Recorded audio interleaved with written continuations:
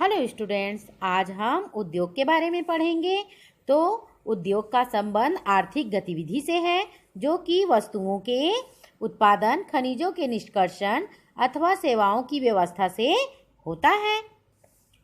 इस प्रकार लोहा और इस्पात उद्योग वस्तुओं के उत्पादन से संबंधित है।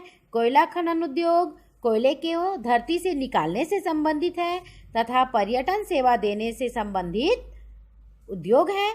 तो उद्योगों का वर्गीकरण 3 प्रकार से किया गया है। पहला है कच्चा माल के आधार पर, और दूसरा है आकार के आधार पर, और तीसरा है स्वामित्व के आधार पर। तो कच्चा माल के आधार पर देखते हैं हम।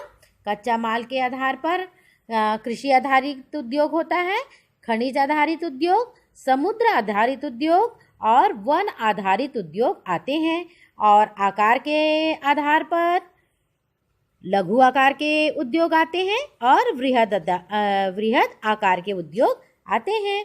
वैसे ही स्वामित्व के आधार पर आने वाले उद्योग हैं संयुक्त क्षेत्र के उद्योगों को व सहकारी क्षेत्रों के उद्योगों को इसमें शामिल किया गया है। सहकारी क्षेत्र के उद्योग जैसे कि सुधा डेयरी। स्टूडेंट आओ देखें उद्योगों के अवस्थिति संबंधित कारक कौन कौन से हैं। देखिए, संचार, परिवहन, भूमि, विद्युत, कच्चा माल, श्रम, पूंजी, बाजार और जल की आवश्यकता, ये सभी उद्योगों के अवस्थिति संबंधित कारक है।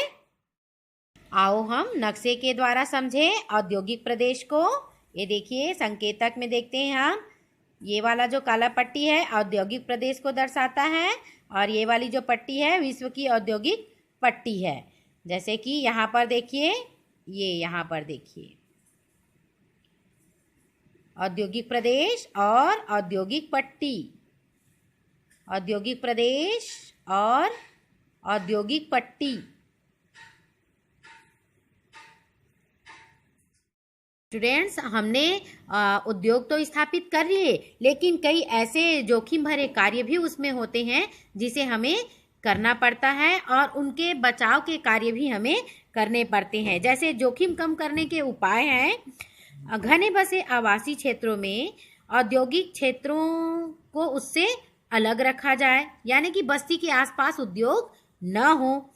उद्योगों के समीप बसने वाले लोगों को दुर्घटना होने की स्थिति में या विषैले या खतरनाक पदार्थों के संग्रहण और उनके संक्रमण के प्रभावों का उन्हें समय समय पर ज्ञान देते रहना चाहिए। आग की चेतावनी और अग्निशमन की व्यवस्था हमेशा रहनी चाहिए उपलब्ध। विषैले पदार्थों के भंडारण क्षमता की सीमा भी होनी चाहिए।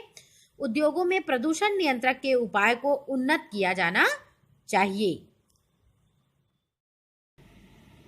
आओ बच्चों, हम समझे इस्पात उत्पादन को।